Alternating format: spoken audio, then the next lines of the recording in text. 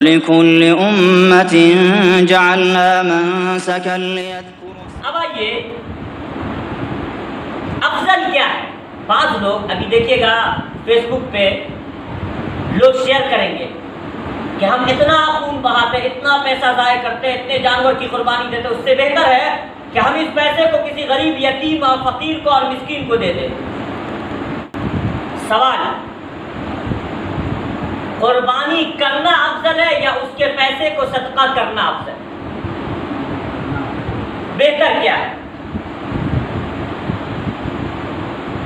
جواب یہ ہے کہ قربانی کرنا ہی افضل ہے، بلکہ یہی متعین ہے۔ اس کی جگہ پر پیسے کو صدقہ نہیں کیا جائے گا۔ کیوں؟ جواب یہ ہے کہ فقراء کا خیال، یتیموں اور مسکینوں کا خیال ہمیں زیادہ ہے یا نبی اکرم صلی اللہ علیہ وسلم کو زیادہ تھا؟ کوئی شک ہے کسی کو کہ ہم کو ان سے زیادہ ہے؟ ایسا کوئی سمجھ سکتا ہے؟ نہیں۔ قربانی کس نے کیا؟ نبی صلی اللہ علیہ وسلم نے۔ 10 سال تک مدینے میں رہے، 10 سال قربانی کرتے رہے۔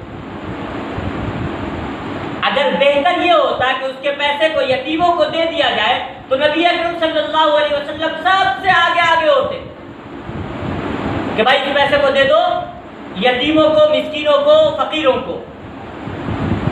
لیکن آپ صلی اللہ علیہ وسلم نے قربانی کی، آپ صلی اللہ علیہ وسلم نے پیسے کو صدقہ نہیں کیا۔ ان کے بعد خلفائے راشدین نے بھی قربانی ہی کی، اور وہ اس دین کو ہم سے زیادہ سمجھتے ہیں۔ غریبوں کا درد ان کے دل میں ہم سے زیادہ تھا۔ چنانچہ ہمیں پتہ ہے کہ نبی اکرم صلی اللہ علیہ وسلم کا انتقال ہو رہا تھا، اور پوچھا حضرت عائشہ رضی اللہ عنہ سے کہ تمہارے پاس جو وہ سونا تھا وہ کہاں ہے؟ کہاں رکھا ہوا؟ کہا جاؤ اس کو بانٹ دو۔ نبی اکرم صلی اللہ علیہ وسلم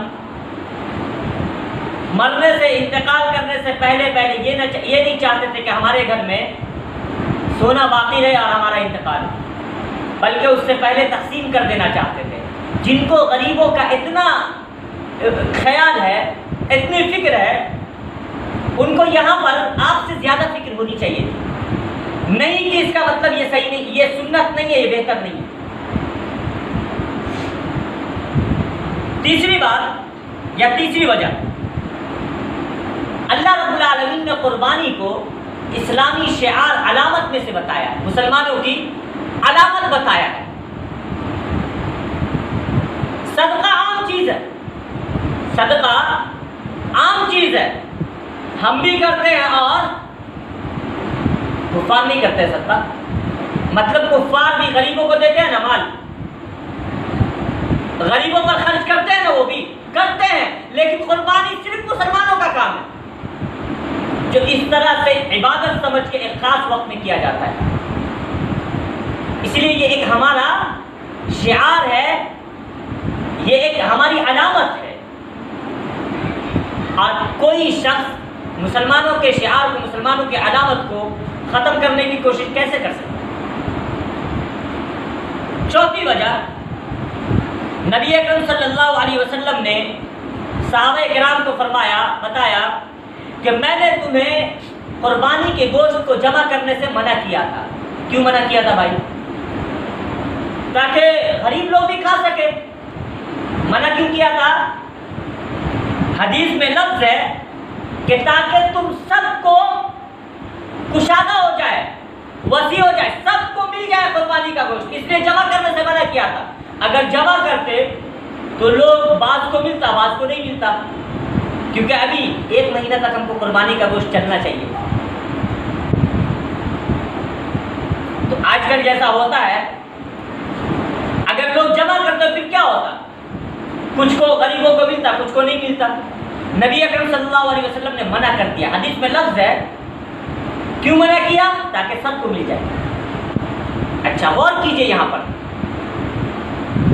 اگر قربانی کی جگہ یعنی قربانی کرنے کی جگہ پیسہ صدقہ کرنا اور غریب کو دینا افضل ہوتا، تو یہاں جہاں نبی اکرم صلی اللہ علیہ وسلم اس لیے قربانی کے گوشت کو جمع کرنے سے منع کر رہے ہیں تاکہ غریبوں کو بھی ملے، یہاں تو اور بھی کہتے کہ ابھی قربانی مت کرو، بہت سارے لوگ غریب ہیں، پیسہ صدقہ کر دو سب کے اوپر۔ غربت اس وقت ابھی سے زیادہ تھی، ابتدائی اسلام کا زمانہ تھا، لیکن کہا نہیں، قربانی کرو، گوشت مت جمع کرو، بانٹو۔ ابھی حاجت ہے کہ غریبوں کی مدد کی جائے، تب بھی قربانی پھر بھی کروا رہے ہیں۔ یہ اس بات کی دلیل ہے کہ قربانی ہی کی جائے گی، اس کے پیسے کو صدقہ نہیں کیا جائے گا، کیونکہ اگر اس کے پیسے کو اس لیے صدقہ کیا جاتا تاکہ غریبوں کو مل جائے تو اس وقت میں لازماً صدقہ کیا جاتا۔ یہ چار وجوہات جن کی بنیاد پر قربانی ہی کرنا افضل ہے، اس کے پیسے کو صدقہ کرنا نہیں ہے۔ یہ عمومی طور پہ ابھی آپ فیس بک پر دیکھیں گے بہت سارے ڈیجیٹل عالم لوگ اس کو شیئر کرتے پھریں گے۔ والصلاة والسلام علی رسول اللہ، اما بعد۔ حضرات گرامی، جیسے ہی قربانی کے ایام قریب آتے ہیں، امت میں کچھ ایسے لوگ جو لبرل مائنڈڈ ہوتے ہیں، وہ اپنے عقلی گھوڑے کو دوڑاتے ہوئے امت میں لوگوں سے یہ کہہ رہے ہوتے ہیں کہ بھائی صاحب، آپ کو قربانی کرنے کی کیا ضرورت ہے؟ آپ قربانی میں جو پیسہ لگائیں گے اس کو محتاج اور فقراء کے درمیان تقسیم کر دیجئے، یہ ان کے لیے بھی زیادہ مفید ہوگا اور آپ کے لیے بھی زیادہ مفید ہوگا۔ اور دلیل دیتے ہیں کہ اگر آپ قربانی کریں گے تو قربانی کا گوشت آپ کھائیں گے، تھوڑا بہت آپ محتاج اور فقراء کو دے دیں گے، یہ الگ بات ہے، لیکن اگر آپ صدقہ کریں گے تو پورا کا پورا فائدہ محتاج اور فقراء کے حصے میں آئے گا۔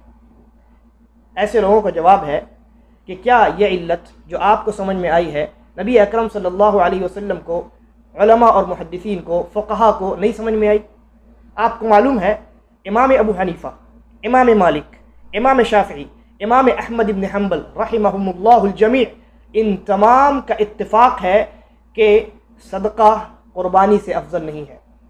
ان تمام کا اتفاق ہے کہ قربانی یہ عام صدقے سے افضل ہے ہر صورت میں، اور قربانی کے بدلے صدقہ کرنا یہ درست نہیں ہے۔ ان تمام علماء کا اتفاق، فقہ کی کتابوں کا آپ مطالعہ کریں، یہ حقیقت آپ کے سامنے آشکارا ہو جائے گی۔ اسی طریقے پر کچھ لوگ یہ کہہ رہے ہوتے ہیں کہ قربانی تو جمہور علماء کے نزدیک سنت ہے، اور سنت کو چھوڑنا گناہ نہیں ہے، لہذا اگر آپ سنت کو چھوڑ کر کے آپ وہ کام کریں کہ جس سے فقیروں کا، محتاج اور اس قسم کے مساکین کا زیادہ فائدہ ہوگا، تو کیا یہ زیادہ بہتر نہیں ہے؟ ایسے لوگوں کا جواب ہے کہ مسئلے کو آپ نے نہیں سمجھا۔ ایک ہے کسی سنت کو چھوڑ دینا، اور ایک ہے اس سنت کو تبدیل کر دینا، دونوں میں زمین آسمان کا فرق ہے۔ آپ نے ایک عمل چھوڑ دیا جو سنت تھا، آپ کو ثواب نہیں ہوا، گناہ نہیں ہوگا، کیوں؟ اس لیے کہ وہ سنت ہے، وجوبی طور پہ اس کا حکم نہیں دیا گیا۔ لیکن اگر آپ اس سنت کو تبدیل کرتے ہیں تو یہ اللہ رب العالمین کی اتاری ہوئی شریعت کو تبدیل کرنا ہے۔ ایک مثال سے اس مسئلے کو سمجھتے ہیں۔ انسان جب چھینکتا ہے تو سنت ہے کہ وہ الحمدللہ کہے، نبی اکرم صلی اللہ علیہ وسلم کی حدیث ہے، انسان جب چھینکے تو الحمدللہ کہے۔ اگر کوئی انسان نہیں کہتا ہے، کیوں؟ اس لیے کہ سنت ہے، کہنا بہت زیادہ ضروری نہیں ہے، کہنے سے ثواب تھا، نبی اکرم صلی اللہ علیہ وسلم کی سنت تھی، کسی نے نہیں کہا، گنہگار نہیں ہوگا۔ جیسے کسی نے قربانی ترک کر دیا، گنہگار نہیں ہوگا۔ لیکن اگر کوئی انسان چھینکے اور چھینکنے کے بعد کہے لا الہ الا اللہ، اور جب اس سے پوچھا جائے کہ بھائی لا الہ الا اللہ کیوں کہہ رہے ہو، تو جواب دے کہ افضل الذکر لا الہ الا اللہ، سب سے افضل ذکر یہ لا الہ الا اللہ ہے، اس لیے ہم اپنے لیے زیادہ نفع چاہتے ہیں اور زیادہ ثواب چاہتے ہیں، لہذا الحمدللہ نہیں کہیں گے، لا الہ الا اللہ کہیں گے۔ اور یہ کہیں کہ یہ بتاؤ کہ کیا الحمدللہ ترک کرنا گناہ ہے، تو ایسے انسان کو آپ کیا کہیں گے؟ ظاہر سی بات ہے اس انسان کے تعلق سے یہ بات کہی جائے گی کہ اس انسان نے مسئلے کو نہیں سمجھا اور اس نے سنت کو تبدیل کر دیا۔ بعینی ہی یہی معاملہ یہاں پہ ہے۔ اگر آپ قربانی نہیں کرتے ہیں کوئی حرج نہیں، لیکن اگر آپ قربانی کی سنت کو تبدیل کرتے ہیں تو یہ بہت بڑا جرم ہے۔ اور شیخ محمد علی فرکوس جو جزائر کے بہت بڑے عالم ہیں، اور ہمارے استاد شیخ سلیمان الرحیلی حفظہ اللہ نے بھی ان کی تعریف کی ہے اور کہا کہ ہوا اکبر منی سنا وعلما، کہ وہ مجھ سے عمر میں بھی بڑے ہیں اور علم میں بھی بڑے ہیں۔ ان کا اپنا مستقل ویب سائٹ ہے۔ ان سے اسی طرح کا سوال کیا گیا تو آپ نے جواب دیا کہ کان اخراج ثمن الاضحیۃ عوضا عن ذبحها عملا غیر مجزئ مخالفا لہدی النبی صلی اللہ علیہ وسلم وہدی صحابته الکرام رضی اللہ عنہم. کہا کہ قربانی کو چھوڑ کر کے اس کی قیمت ادا کرنا یہ جائز نہیں ہے، اور نبی اکرم صلی اللہ علیہ وسلم اور آپ کے صحابہ کی صریح مخالفت ہے. اور آگے کہا وقد صح عنہ صلی اللہ علیہ وسلم انہ قال من عمل عملا لیس علیہ امرنا فہو رد. کہا کہ اور نبی اکرم صلی اللہ علیہ وسلم کی صحیح حدیث آپ نے فرمایا کہ جس نے کوئی ایسا عمل کیا جو ہمارے دین کا حصہ نہیں ہے تو وہ مردود ہے.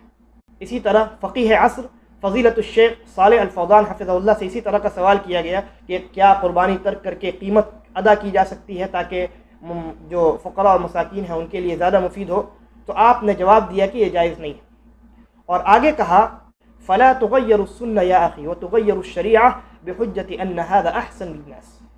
کہا کہ سنت اور شریعت کو اس دلیل کی بنیاد پر کہ یہ زیادہ لوگوں کے لیے مفید ہے تبدیل نہیں کیا جا سکتا. گویا انہوں نے قیمت ادا کرنے کو، یعنی قربانی ترک کر کے اس کی قیمت صدقہ کرنے کو تغییر سنت قرار دیا ہے، سنت کو بدلنا قرار دیا. اور آگے کہتے ہیں ما يدخل الآراء والافکار فی الامور الشرعیہ وتبقى على ما هي علیہ. شرعی معاملات میں عقل کو داخل نہیں کیا جائے گا بلکہ شرعی معاملہ جیسا ہے اس کو ویسے ہی انجام دیا جائے گا. اور یہ تو مسئلہ چل رہا ہے کہ کیا قربانی کو چھوڑ کر کے اس کا پیسہ صدقہ کیا جائے. اس سے ایک ہلکا مسئلہ تھا. شیخ محمد بن صالح العثیمین رحمہ اللہ سے پوچھا گیا کہ کیا ہمارے لیے یہ جائز ہے کہ ہم اپنا پیسہ جو قربانی کے لیے ہم نے جمع کیا ہے اس کو ان ممالک میں بھیج دیں جہاں کے لوگ انتہائی فقیر ہیں اور محتاجی کی زندگی گزارتے ہیں، اور وہاں ہماری طرف سے ذبح کیا جائے. ایسا نہیں کہ انہوں نے یہ سوال کیا کہ قیمت جو ہے ان کو دے دیا جائے، بلکہ سوال یہ تھا کہ ہم قیمت وہاں بھیج دیں، پیسہ وہاں بھیج دیں، وہاں ہماری جانب سے ذبح کیا جائے اور اس ذبیحے سے وہاں کے جو لوگ ہیں فقیر اور محتاج قسم کے وہ فائدہ اٹھائیں. شیخ کا جواب دیکھیے کتنا بلیغ ہے. سب سے پہلا جملہ جو شیخ نے ادا کیا، کہتے ہیں هذا يصدر في الغالب عن جهل بمقاصد الشریعہ وعن جهل بالحکم الشرعی. کہ اس طرح کی باتیں شریعت کے مقاصد کو نہ سمجھنے کی وجہ سے رونما ہوتی، اور حکم شرعی اصلاً کیا ہے اس سے جہالت کی بنیاد پر کچھ لوگ اس طرح کی باتیں کرتے ہیں.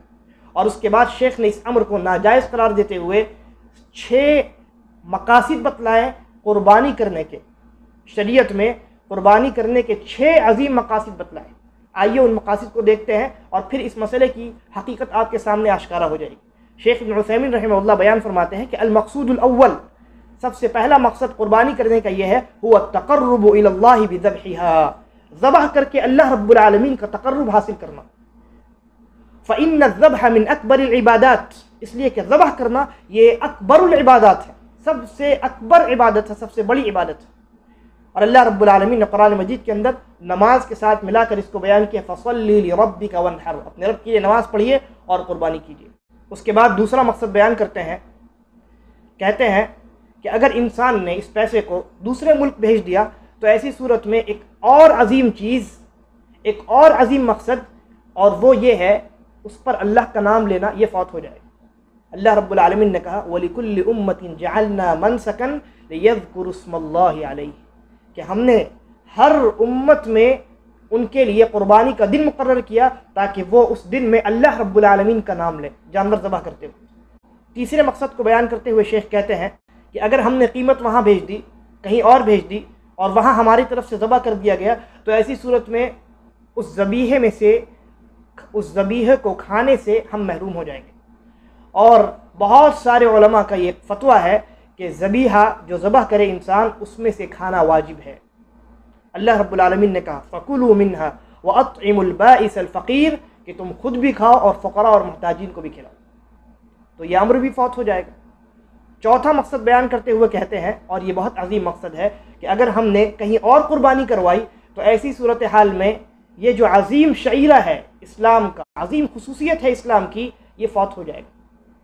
اللہ رب العالمین نے آپ کو یہ حکم دیا کہ آپ مسلمانوں کے درمیان رہ کر اللہ کے راستے میں خون بہائیں، یہ جو عظیم شعیرہ ہے یہ ختم ہو جائے گا اور فوت ہو جائے گا. اسی طریقے پر پانچواں مقصد بیان کرتے ہوئے کہتے ہیں کہ اگر ایسا کیا جائے تو ایسی صورت میں یعنی پیسے کو کہیں اور بھیج دیا جائے، وہاں ذبح کروایا جائے، تو گھر کے جو بچے ہیں اور جو بچیاں ہیں، جو لوگ ہیں، ان کو احساس ہی نہیں ہوگا کہ قربانی کیا چیز ہے۔ یہ احساس ختم ہو جائے گا، اور یہ احساس یعنی اس احساس کو پیدا کرنا شریعت کے مقاصد میں سے ایک مقصد ہے۔ اسی طریقے پر آخری مقصد کو بیان کرتے ہوئے شیخ کہتے ہیں کہ بہت سارے لوگ یہ سمجھتے ہیں کہ قربانی کرنا یہ در حقیقت گوشت کھانا ہے، یا جیسا کہ آج لوگوں نے بیان کیا کہ قربانی کرنے کا مطلب یہ ہے کہ انسان بس پیسہ خرچ کرے، جبکہ شیخ کہتے ہیں کہ قربانی کرنے کے مقاصد میں سے ایک عظیم مقصد یہ ہے کہ انسان اللہ رب العالمین کا تقوی پیدا کرے اپنے دل میں، اور وہی تقوی اللہ رب العالمین تک پہنچتا ہے۔ رب العالمین نے کہا لن ینال اللہ لحومها ولا دماؤها ولكن ينال التقوى منکم، کہ تمہارا گوشت اور اس کا خون یہ کوئی چیز نہیں پہنچتی اللہ رب العالمین تک، اللہ تک صرف تمہارا تقوی پہنچتا ہے۔ تو اگر آپ نے پیسے کو کہیں اور بھیج کر قربانی کروائی تو آپ نے ذبح نہیں کیا، اور ذبح کرنے کے وقت جو تقوی دل میں پیدا ہوتا ہے وہ آپ کے دل میں نہیں پیدا ہوا، لہذا اس امر سے بھی آپ محروم رہ گئے۔ اندازہ لگائیے شیخ ابن عثیمین رحمہ اللہ کس مسئلے کے تعلق سے گفتگو کر رہے ہیں؟ آپ گفتگو کر رہے ہیں کہ ایک انسان ذبح کروا رہا ہے، قربانی کر رہا ہے، لیکن کہیں اور کر رہا ہے۔ جب قربانی کہیں اور کرنے پر شیخ نے اتنی سخت باتیں کہی ہیں، اندازہ لگائیے کہ مکمل طور پہ کوئی انسان یہ کہے کہ آپ قربانی ہی چھوڑ دو، تو یہ تمام کے تمام 6 مقاصد جو شیخ نے بیان کیے ہیں ان کا کیا ہوگا؟ یہ تمام کے تمام بیک وقت فوت ہو جائیں گے، اور اسلام کا یہ جو عظیم شعیرہ ہے قربانی کرنا، یہ مسلمانوں کے اندر سے ختم ہوتا چلا جائے گا۔ لہذا نبی اکرم صلی اللہ علیہ وسلم کے اس فرمان کو یاد رکھیے کہ من وجد سعۃ لأن یضحی فلم یضحی فلا یحضر مصلانا، کہ جو انسان سعت رکھتا ہے، جو انسان قدرت رکھتا ہے کہ وہ قربانی کرے، استطاعت ہے اس کے پاس، اور پھر بھی نہ کرے، تو وہ ہمارے مصلی کے قریب نہ آئے۔ اس حدیث سے قربانی کی عظمت اور اس کی اہمیت کا اندازہ لگائیے، اور ان لوگوں کے قول کی حیثیت کو سمجھیے جو کہتے ہیں کہ آپ قربانی مت کرو، پیسہ صدقہ کر دو۔ اس روایت کو امام حاکم رحمہ اللہ نے اپنی مستدرک میں روایت کیا ہے، اور شیخ البانی رحمہ اللہ نے اس کو صحیح قرار دیا ہے۔ اللہ تبارک و تعالی سے دعا ہے کہ وہ ہمیں صحیح سمجھ کی توفیق عطا فرمائے، اور اس عظیم شعیرے کی ادائیگی میں بڑھ چڑھ کر حصہ لینے کی توفیق عطا فرمائے، اخلاص کے ساتھ، تقوی کے ساتھ اس عظیم عبادت کو انجام دینے کی توفیق عطا فرمائے۔ آمین۔ وآخر دعوانا ان الحمد للہ رب العالمین۔